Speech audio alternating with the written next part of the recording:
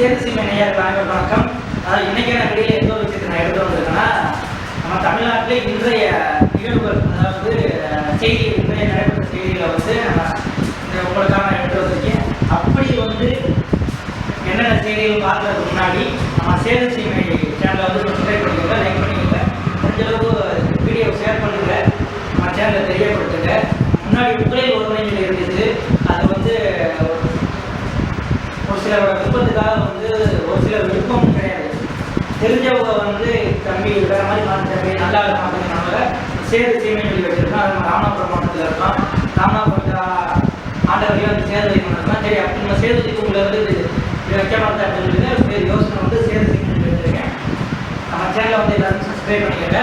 இப்போ வாங்க நம்ம வீடியோக்குள்ளே போகலாம். அதாவது முதலாவதாக என்ன ஒரு செய்தி நான் கொண்டு வந்திருக்கேன்னா, நம்ம பாரத பிரதமர் நரேந்திர மோடி அவர்கள் வந்து தூத்துக்குடியில் நேற்றைய தினம் வந்து நம்ம ஏர்போர்ட்டை திறந்து வந்திருக்கார்.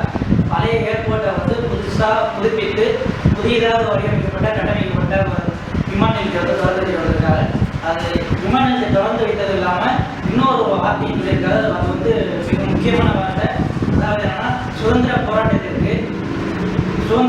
வீரர்களையும் தியாகிகளையும் அதிகமாக உருவாக்கிய ஊர் வந்து தூத்துக்குடி. அப்படின்ற தூத்துக்குடியில் வந்து நான் விமான நிலையத்தை ரொம்ப பெருமைப்படுறேன் அப்படி அந்த வார்த்தையும் இருக்கு. அது வந்து மிக மிக முக்கியமாக கவனிக்க வேண்டிய வார்த்தை. அவர் என்ன இருக்கிறாங்கன்னா, இப்போ இருக்கிற அரசியல் சூழ்நிலையில் நம்ம தமிழ்நாட்டை பற்றி பெருமையாக வந்து அதிகமாக யாருமே அரசியல் தலைவர்கள் பேச மாட்டேங்கிறாங்க, அதிகமாக பேச முடியாது. அந்த இதுக்கு வந்து அவங்க பேரை மட்டும் வைக்கிறது, அது முன்னாடி பேச மாட்டேங்கிறாங்க. ஒரு பாரத பிரதமர், இந்தியாவோட பிரதமர், அதாவது தமிழ்நாட்டுக்கு பிரதமர், தமிழ்நாட்டுக்கு முதலமைச்சர் தான். அதாவது இந்தியாவோட பிரதமர் ஒரு மாநிலத்துக்கு ஒரு மாவட்டத்துக்கு எல்லாருக்கும் போகணும் வரணும் வந்துகிட்டே இருப்பா. அப்படி வந்து தூத்துக்குடி பெருமையில் தெரிஞ்சுக்கிட்டு சொல்றப்ப அது கவனிக்கக்கூடிய விஷயமா இருக்கு. இங்கே இருக்கும் ஒரு சில தலைவர்கள், ஒரு சில பேர் வந்து அந்த தூத்துக்குடி சம்பந்தமான விஷயங்கள் கவனிக்க மாட்டேங்கிறார். இதை பிரதமர் நரேந்திர மோடி அவர்கள் வந்து கவனிக்கும் போது அது ரொம்ப பெருமையாக இருக்கு. அதுபோக வந்து அடுத்த ஒரு செய்தி என்னன்னா, தூத்துக்குடியை முடித்த கையோட கங்கைகொண்ட சோழபுரம் போகிறாங்க. கங்கைகொண்ட சோழபுரத்தில் ஆடி திருவாதிரை வந்து கலந்துக்கிறாங்க. கலந்துக்கிறது மட்டும் இல்லாமல் ராஜராஜ சோழனும் சொல்லவே தேவையில்லை, எப்பேற்பட்ட மன்னர் அப்படின்னு கடல் கடந்து போய் போர் கொடுத்து ஆட்சியில் பிடித்தவர் தான் ராஜராஜ சோழன். அவரோட மகன் வந்து ராஜேந்திர சோழன். கங்கைகொண்ட சோழபுரத்தில் நம்ம ராஜராஜ சோழன் கட்டிய மாதிரியே ஒரு கோயிலை வந்து கங்கைகொண்ட சோழபுரம் வந்து கட்டியிருக்காது, எல்லாருக்குமே தெரியும். 1000வது விழாவை தான் வந்து சேர்க்கிறதுக்காக தூத்துக்குடியை முடித்ததோட பாரத பிரதமர் பேர். அங்கே வந்து எல்லாருமே அமைச்சர்கள் எல்லாருமே கலந்துக்கிறாங்க. சங்கம் தென்னரசு அமைச்சர் அவர்கள் கலந்துக்கிறாங்க. சேரபாபு அவர்கள் கலந்துக்கிறாங்க. எல் முருகன் ஜி அவர்கள் கலந்துக்கிறாங்க. அனைவருமே கலந்துக்கிறாங்க. மாநில தலைவர் பாரதிய ஜனதா கட்சி மாநில தலைவர் நயனா நாயக்கரஜி அவர்கள் கலந்துக்கிறாங்க. எல்லாருமே கலந்துக்கிறாங்க. கங்கைகொண்ட சோழபுரத்தில் இந்த மதியம் 12 மணியிலிருந்து அதிவிமர்சையாக வந்து அந்த விழாவாக நடைபெற்று கொண்டிருக்கிறது. அடுத்த ஒரு செய்தி என்னன்னா, அதே சொல்லிடுறேன். அடுத்த ஒரு செய்தி என்னன்னா, நம்ம தமிழ்நாடு முதலமைச்சர் மு.க. ஸ்டாலின் ஐயா அவர்கள் வந்து உடல்நலக் குறைவாக வந்து அப்போலோ மருத்துவமனையில் இருக்கார். எல்லாருக்குமே தெரியும். அன்றாட செய்தி கேள்விப்பட்டு இருக்கோம். உடல்நலம் தேடி உடல்நலம் நன்றாக இருக்குது. இன்னைக்கு வந்து டிஸ்சார்ஜ் ஆகலாம். அந்த நியூஸ் வந்து வெளியாக இருக்குது. இன்னைக்கு வந்து நம்ம தமிழக முதலமைச்சர் மு.க. ஸ்டாலின் ஐயா அவர்கள் வந்து விடுத்திருக்கிறாங்க. உடல் நலத்தோடு விடுத்திருக்கிறாங்க. அது மிக சந்தோஷமான விஷயம். உடல் நலத்தோட வீடு திருமணம் மட்டும் இல்லாமல் 4 ஆண்டுகள் செய்கிற இதை சாதனைகள் வந்து ஒரு வெள்ளை அறிக்கையாக விட்டால் கொஞ்சம் நல்லா இருக்கும். அது வந்து எல்லாருமே எதிர்பார்க்குறோம். மக்கள் மத்தியில் அனைத்து அரசியல் துறை எல்லாமே எதிர்பார்க்குறாங்க. 4 ஆண்டுகள் செய்கிற சாதனையில் வந்து ஒரு வெள்ளை அறிக்கையை வெளியிட்டீங்கன்னா அது நல்லா இருக்கும் அப்படின்னு மக்களை விருப்பப்படுறாங்க. அண்ணாமலைஜி அவர்கள் வந்து அண்ணாமலைஜி அவர்கள் வந்து இப்போ நடத்துகிற லைவ் வந்து சொல்லியிருக்காங்க. இப்போ இன்னொரு விஷயம் என்னென்னா, துரைமுருகன் ஐயா வந்து திராவிட முன்னேற்ற கழகத்தில் அமைச்சர் துரைமுருகன் ஐயா வந்து என்னென்னா, வேலூரில் வந்து 7 ஏசி பஸ்ஸை வந்து இது பண்ணியிருக்காங்க. ஏசி பஸ்ஸை வந்து சேவையை வந்து தொடங்கி வச்சுருக்காங்க. தொடங்கி விட்டு மட்டும் இல்லாமல் அப்போ இருந்தால் அதை பேட்டி கொடுத்துருக்காங்க. என் ஸ்டேட்டஸ் வேறு, அவர் ஸ்டேட்டஸ் வேறு சொல்லி எடப்பாடி சாடிய துறைமுருகன் சொல்லி தினத்தந்தியில் வந்து வந்திருக்கு. அந்த நியூஸ் தான் வந்து நான் உங்களுக்கு தெரியப்படுத்த நானும் சொல்லலை, தினத்தந்தியில் வந்த நியூஸ் தான் நான் சொல்கிறேன். இது இப்போ நான் சொல்கிற நியூஸ் எல்லாமே வந்து அரசியல் சம்மந்தப்பட்ட செய்திகள் தான். இது வந்து தனிப்பட்ட செய்திகள், அரசியல் சம்மந்தப்பட்ட செய்திகள் தான்.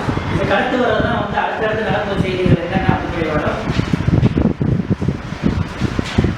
அடுத்த ஒரு விஷயம் என்னன்னா, இது மிகவும் கவனிக்கக்கூடிய விஷயமா இருக்கு. நம்ம விடுதலை சிறுத்தைகள் கட்சி தலைவர் நம்ம திருமாவளவன் ஐயா அவர்கள் வந்து என்ன பேசியிருக்காங்கன்னா, ஏன் நாங்கள் முதல்வர் ஆகக்கூடாதா, தகுதி இல்லையா அப்படின்னு சொல்லி கேட்டிருக்காரு.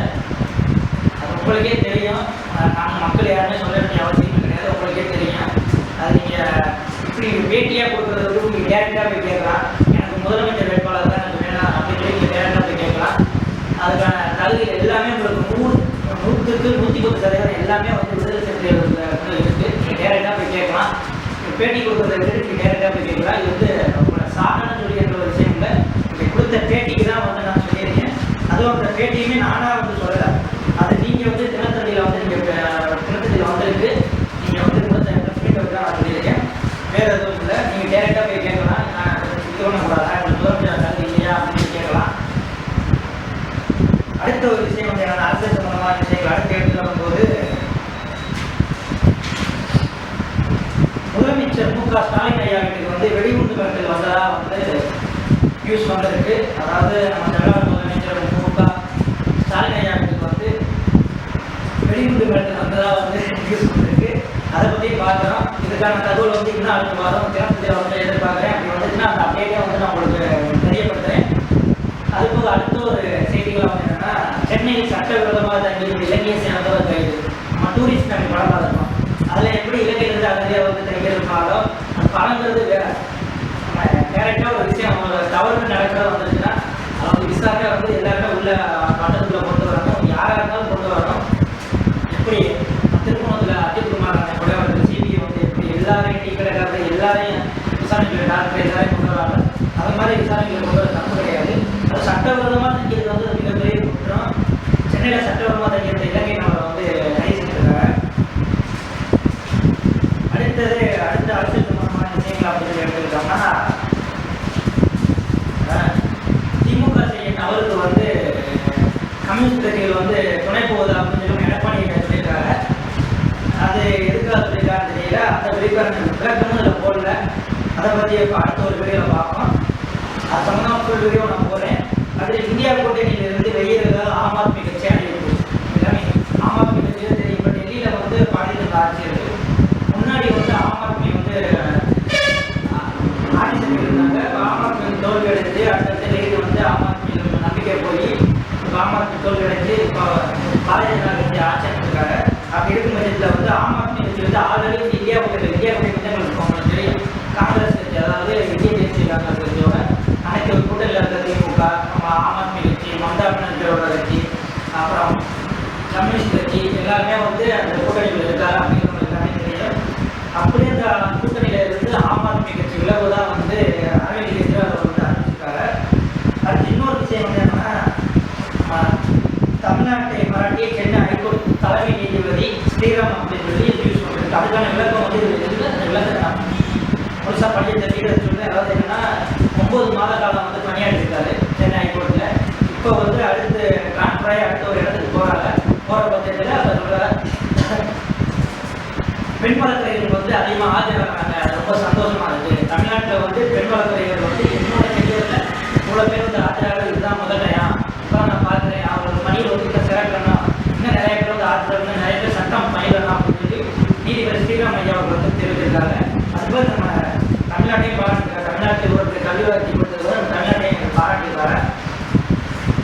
சரி, நம்ம இது வரைக்கும் வந்து அரசியல் சம்பந்தமான விஷயங்கள் வந்து எல்லாமே பார்த்துட்டோம். அடுத்து வந்து இன்னொரு சம்பந்தமான விஷயங்கள்னா, அரசியலை கடந்து அன்றாட கொலைகள் வளர்ச்சி கொடுமைகள் அதை பற்றி பார்க்குறோம்.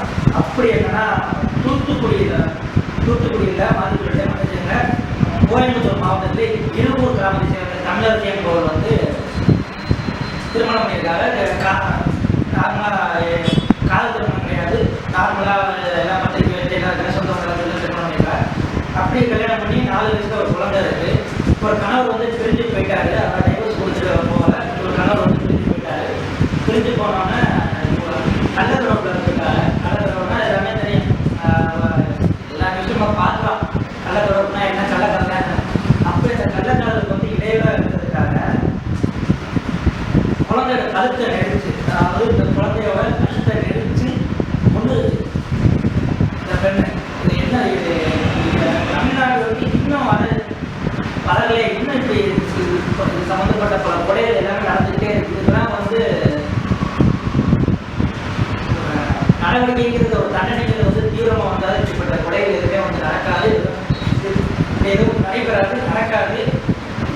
இது மட்டும் இல்லை, நிறையா குழந்தைகள் வந்து இந்த கள்ளக்காதல் தொடர்பாக நிறைய குழந்தைகளை வந்து கொண்டதுக்காக நியூஸில் பார்த்துக்கிட்டு அன்றாட வந்துகிட்டே இல்லை, எல்லாமே தெரியும். அடுத்த ஒரு விஷயம் வந்து என்னன்னா, திருச்செந்தூர் கடலில் நீராடினால நிறைய திருச்செந்தூர் கும்பாசனம் முடிஞ்சதுலேருந்தே வந்து திருச்செந்தூருக்கு வந்து மக்கள் கூட்டம் வந்து கூடிய கூட்டங்கள் கடலே அப்படிங்கிற மாதிரி கூட்டம் வந்து அதிகரிச்சுட்டே போயிட்டு இருக்கு. அப்படி இந்த இதில் போய் மாட்டிக்கிட்ட ஒரு பெண்ணு தான் வந்து காலை முறிஞ்சு போயிருக்காங்க. கால் முறிஞ்சு காற்றுல அடிச்சுட்டு போகாதவரை நல்லது, உள்ள போயிருந்தாலும் கண்டுபிடிக்க வந்து ரொம்ப சிரமம். காற்றுல அடிச்சுட்டு போகாமல் ஒரு காலை முறிஞ்ச நிலைமையோட வந்து அவங்க மீட்டிருக்காங்க. வீட்டுக்கு கொண்டு வந்து ஒரு சிகிச்சையில் வந்து அழைச்சிட்டு இருக்காங்க. அடுத்த ஒரு விஷயம் வந்து என்னன்னா, நான் பேப்பர் பார்த்து தான் படிக்கிறேன், இருந்தாலும் நம்ம ஆர்டிக்கலாக நான் அதை தனிப்பட்ட முறையில் நான் வந்து பேப்பர்லாம் படிச்சுட்டு இந்த வேலை ஹெட்லைன் பண்ணி தான் இருக்கும். நான் ஆர்டிக்கல் நான் தனியாக படிச்சுட்டு தான் வந்து ஹெட்லைன் வந்து நான் ஒரு விஷயமாக சொல்லிட்டு இருக்கேன். முடிஞ்சளவு சப்போர்ட் பண்ணுங்க, நீங்கள் தான் சப்போர்ட் பண்ணுங்க, நீங்கள் சப்போர்ட் பண்ணலாம், வேறு சப்போர்ட் பண்ணுவாங்க. அப்படியே அடுத்தடுத்து நியூஸ் எடுத்துகிட்டு வரும்போது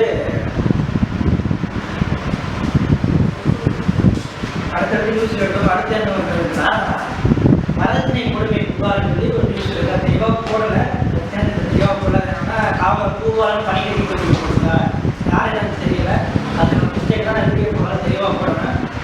அடுத்த ஒன்று போகிறப்ப ஒரு தப்பை நான் மாற்றிக்கினேன். இதில் என்ன வரதட்சணை கொடுமையில் வந்து ஒரு காவலர் வந்து பணிகட்டி பண்ணியிருக்காங்க, பூவாலன்ற காவலர் வந்து பண்ணியிருக்காங்க அப்படின்னாங்க. அடுத்து அவ்வளோ இதுதான் நடக்கிற கிளைம்கள் எல்லாமே. அதுபோக வந்து நம்ம பாரதிய ஜனதா கட்சியோட முன்னாள் மாநில தலைவர் அண்ணாமலை அண்ணன் வந்து இன்னைக்கு ஒரு லைவ் ப்ரெஸ் மீட் கொடுத்துருக்காரு. அதெல்லாம் பார்த்துட்டு அதே பார்த்து தெரிஞ்சுக்கிறேன். கண்டிப்பாக பார்த்தாதான் கண்டிப்பாக பாருங்க. இன்னொன்று அரசியல் சம்பந்தமான விஷயங்களை வந்து இன்னொரு நான் சொல்ல பார்த்துட்டேன். ஓரணியில் தமிழ்நாடு திமுக அது தெரியும். ஓரணியில் தமிழ்நாடு எங்கே பார்த்தாலும் நான் ராமநாடு யதார்த்தமாக போய் 2 வாரத்துக்கு நான் ராமநாடு போயிருந்தேன். அப்போ வந்து ஓரணியில் தமிழ்நாடு அனைவரும் ஒன்றிணைவோம் அப்படின்னு சொல்லி ஒரு பெருசு பேனர் ஒன்று இருந்துச்சு. நார்மலாக ஃபஸ்ட் ஸ்டாண்டிங் தான் கட்டிட்டு இருந்தாங்க. நான் போகும்போது திமுக வந்து ஏதோ தனியாக ஒரு இது மாதிரி நடத்துகிறாங்க அப்படின்னு நினைச்சேன். அப்புறம் ரிட்டர்ன் திரும்பி ராமநாடு போயிட்டு திரும்பும்போது இடையில பாம்பன் தாண்டி மண்டபம் தாண்டி வரும்போது ஒரு பெரிய போர்டு வந்துருந்துச்சு. போரணியில் தமிழ்நாடு அப்படின்னு சொல்லி பெரிய போர்டு ஒன்று மேலே இருந்துச்சு. நம்ம ஊருக்குலாம் வைப்பாக இதெல்லாம் வச்சுப்பாங்க. அந்த போர்டு ஒன்று இருந்துச்சு. அதே போர்டு செய்தியே வந்து ஓரணியில் தமிழ்நாடு அனைவரும் ஒன்றிணைவோம், நம்ம ஸ்டாலின் கையை கொடுக்கணும் ஒரு போஸ்ட் இருந்துச்சு. அப்போ அது எனக்கு வந்து ஆள் இப்போ வந்து கட்சியில் சேர்க்கணும், பாலியல் எந்த கட்சியாக இருந்தாலும் உறுப்பினர் சேர்க்கணும். பூத்து கமிட்டியோட வேலை, அது எம்எல்ஏட வேலை, கவுன்சிலர் எல்லாரோட வேலை அதுதான். அது எதுவும் தப்பு கிடையாது.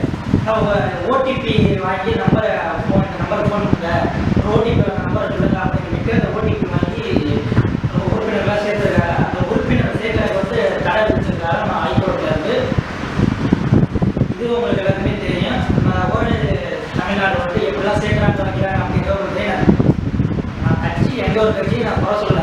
அரசியல் வந்துட்டா எல்லாருமே வந்து தப்பு பண்ணுவாங்க, அது நடக்கும். மக்களை நம்ம தான் வந்து யார் வரக்கூடாது வந்து தீர்மானிக்கிட்டு, திமுக வரணுமோ நம்ம தான் தீர்மானிக்கணும், அதிமுக வரணுமோ நம்ம தான் தீர்மானிக்கணும், நாம் தமிழ் வரணுமோ நம்ம தான் தீர்மானிக்கணும், பாரதிய ஜனதா வரணுமோ நம்ம தான் தீர்மானிக்கணும், தமிழகத்தில் வரணும் நம்ம தான் தீர்மானிக்கணும், காங்கிரஸ் தான் நம்ம தான் தீர்மானிக்கணும், அனைத்து கட்சிகள் வரணும் நம்ம தான் தீர்மானிக்கணும்.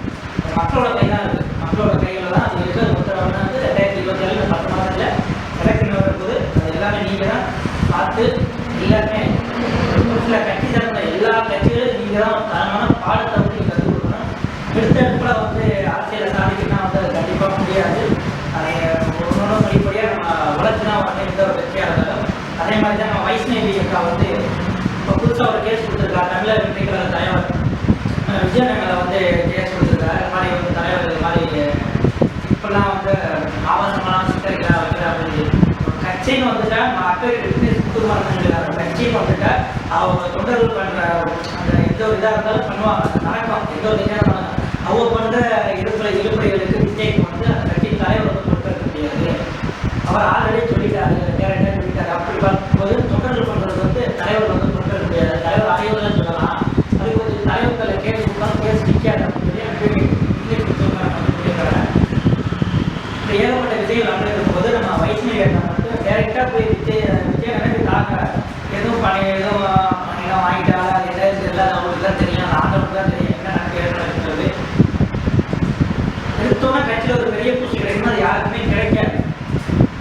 பூத் லெவலில் இருக்கணும், பூத்துலேருந்து வளராங்க, அடுத்தடுத்து வராங்க, அதுக்கான ஆட்கள் சேர்க்கணும், விஜய் மக்கள் இருந்து அதுக்கான ஆட்கள் சேர்த்து இப்போ புதுக்கோட்டையில் வந்து நம்ம பர்வேஸ் பண்ணியிருக்காங்கன்னா அவங்க வந்து விஜய் மக்கள் இருந்து ஒரு இளைஞர்களாக சேர்த்து வளர்த்து ஆளாக்கி இந்த அளவுக்கு புதுக்கோட்டையில் வந்து தமிழர்கள் வந்து கொடுக்குறாங்க. அந்த மாதிரி வந்து விஜய் மக்களுக்கு இதுக்காக உழைச்ச உள்ளதான் வந்து போஸ்டிங் கொடுத்து மேலே வந்து உட்கார வைக்கிறாங்க. அப்படி இருக்கும்போது திடீர்னு கட்சியில் இணைஞ்சது திடீர்னு எனக்கு ஒரு போஸ்டிங் கொடுத்து நான் முக்கியமான பார்க்குறேன் கூட நிற்கிறேன் அப்படின்னா அது வந்து கொடுக்க மாட்டேன். தலையில நடந்து போனாலும் கொடுக்க மாட்டாங்க. தலைக்கிழமை மாதிரி தலையிலாமல் அது கொடுக்க மாட்டாங்க. அதை நீங்கள் அதிக பிரசிக்கிறத வந்து நீங்கள் கொஞ்சம் குறைச்சிக்கலாம். அது ரொம்ப நல்லது. சரி, ரொம்ப பேசுகிறேன்னு நினைக்கிறேன். மேலும் பல அடுத்த வீடியோ வந்து சந்திக்கிறேன். அதோட முடிந்து வருகிறது சேது சிமை. நன்றி, வணக்கம்.